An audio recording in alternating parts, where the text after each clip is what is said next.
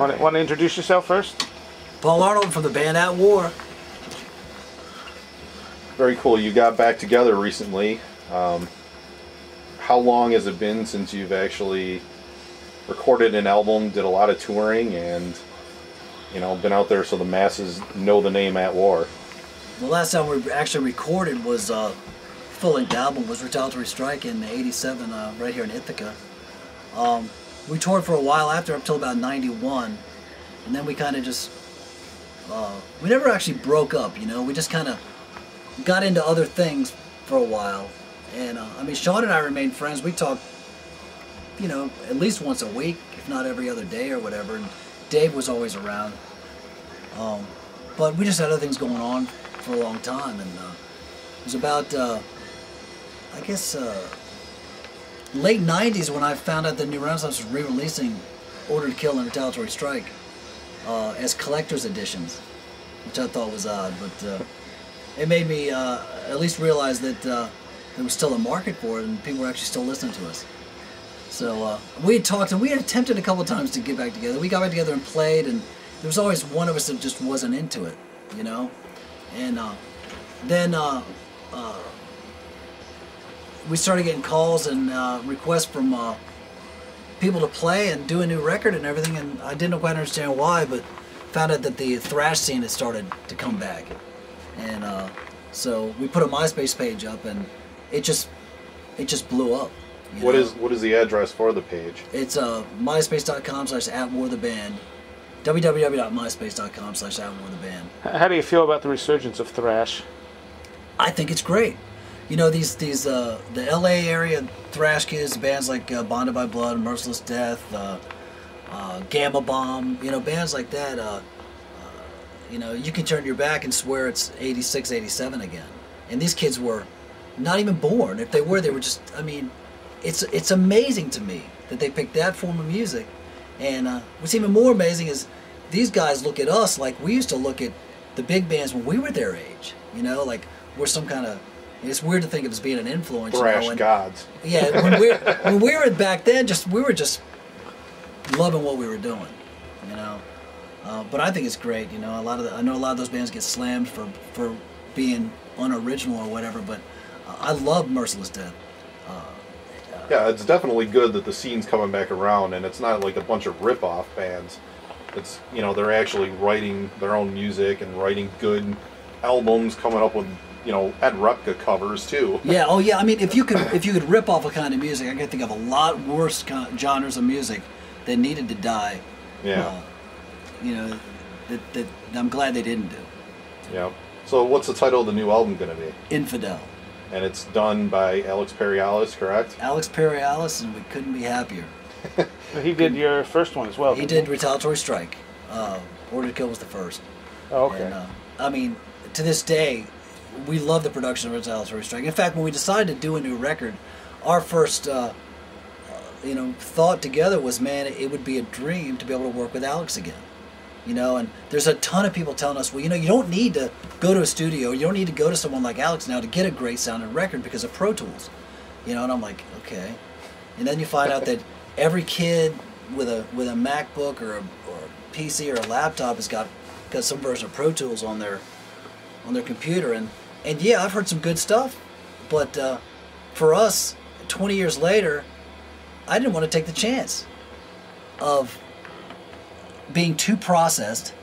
I wanted to be in the hands of somebody I knew that we were in great hands. And then we talked to Alex, and he was like, well, Paul, I turned down 95% of the projects that come my way, simply because of time or because of most of it's crap. He goes, but I would love to work with you guys. And I was like, hell fucking yeah. So it's really a dream for us to be working with him, and being in the studio the past week, it astounds me every minute watching how he works and hearing what he's getting out of this stuff. I got no fears. This album's just gonna kill. And you're signed now to a different label than New Renaissance, correct? Yep. Heavy Artillery out of New York. And what's the tentative date, do you think, for the album? Well, right now it looks like it's going to be April. That's cool. No, not exact date, but all I know is the first couple weeks of April. And it's coming out on CD and vinyl. CD and vinyl. What about and, cassette? I wouldn't put it past Dave, you know. I wouldn't put it past him. He's really behind this project, and he says, man, you can see the smoke coming out of his ears when he's talking about, man, I got all these ideas with this and that. So, you know, I proposed a couple limited edition ideas that I'm hoping we can pull off. So it should be interesting, man. That's cool. Are there any plans for a tour after the album? Absolutely, we're going to support the hell out of it.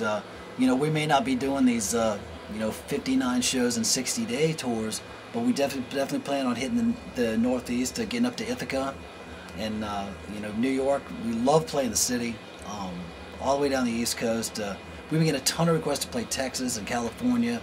So California, the West Coast is something we didn't do a lot of back then, but we really want to do now. So and also Europe. I want to get back to Europe, Mexico too. And even South America. So, you know, as soon as we get back, we're going to start filling the calendar. Has there been any other band interest where they actually have contacted you to, say, oh, I can't believe you guys are back together. There's a new album. We got to do a bunch of shows. And absolutely. In fact, it's odd you should ask that. Joe from Whiplash contacted me about a week and a half ago, and they're getting back together. And he wants to do a tour with us, and I would love to do that because we toured with Whiplash back in the day. Even though Tony's not around. Is the other Tony still in the band? Is it still Tony? And when we toured with him, it was all Tony's. Yeah. So it was great because no matter how wasted we got, you never forgot names. But we get a request from a lot of bands to play with them. So. How many different countries have you played in? Just this past year, we played Germany twice. We played in Mexico. Just a ton of fun, man. Wow. Ton of fun. And the kid response there is unbelievable, right? Oh, it is. Mexico, especially, the metal scene out there is just getting insane, and the people out there just appreciate the hell out of it, and that makes it all worthwhile. And Germany too. The Europeans really. They never succumbed to the shit storm that we did when it came to in the early '90s when grunge took over and metal just kind of turned into this process bunch of crap and it just fragmented. They held their own, and they look at the old school with reverence and respect, and. Obviously, for me, it's selfish reasons because I'm part of the old school. I like that. But it's really cool the way they look at it. When you played the festival, how many people were shouting the lyrics back to you? Oh man, to see, back then we were always seeing people our age and younger in the crowd. Now we're seeing people our age and younger, but the people our age now are the old guys. And. To see a dude with his 15-year-old son, in the crowd singing our lyrics, I'm like, how the hell is that? This is just surreal. Yeah. And they're requesting songs and singing lyrics to songs that I frankly forgot. I'm like, okay, we'll try it.